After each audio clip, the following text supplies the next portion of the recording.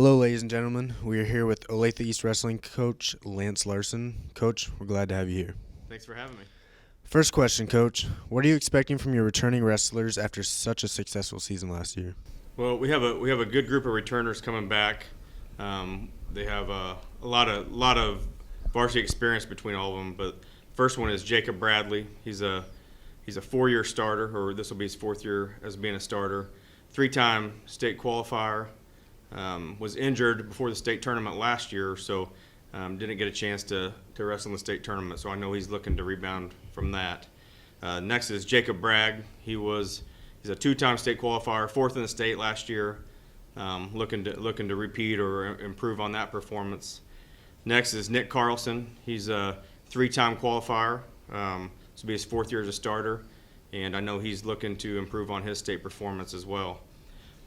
Turner Leonard and Brett Carroll round up our top 2 weight classes. Turner Leonard, or Lenny, we'll call him, was 3rd in the state, and Brett Carroll was 4th in the state. So those guys are just looking to build on their season last year. Next question here. While still feeling the effects of COVID-19, how did you have to approach last year differently, and what restrictions do you still anticipate for this coming season?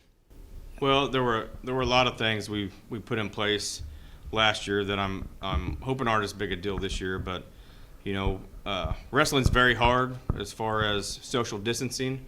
So we practiced in masks all year last year. I know that the wrestlers didn't like it so much, but I think it really did help us out in a couple of occasions.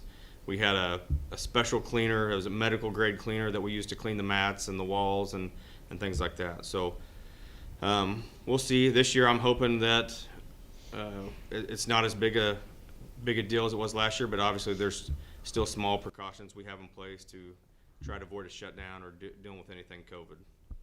While we mentioned earlier about how you have such a successful group of wrestlers returning from last year's team, what are you expecting from this year's exciting group of freshman wrestlers? Well, it's exciting. I think we have about 70 people on the team right now. We're split up in 2 different rooms, so there's a good group of freshmen. I think that the 2 that stand out and bring in the most experience are Aiden Stewart and Ender Ryder.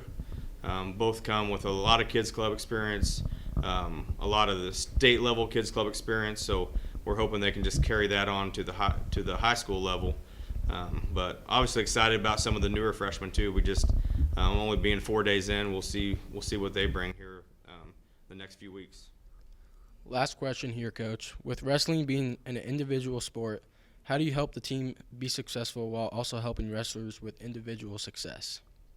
Well, wrestling is an individual sport, or at least it appears that way when you're watching it. But whether we're in a dual format or a tournament format, those wrestlers are wrestling individual matches, but they're counting for points either in a dual format where you're facing one other team, or if you're in a multi-tournament format where you may have 12 to 14 teams, those wrestlers are scoring points based on their performance. So at the end of the day, it is a team sport, but just with individual scoring. So we focus a lot on that team at the beginning. Then as we get towards the end and we're trying to go into our postseason push, we have try to have the wrestlers get a little bit more selfish and focus on themselves. But each individual wrestler has their own style, so I think we just try to program their style to what fits them best, and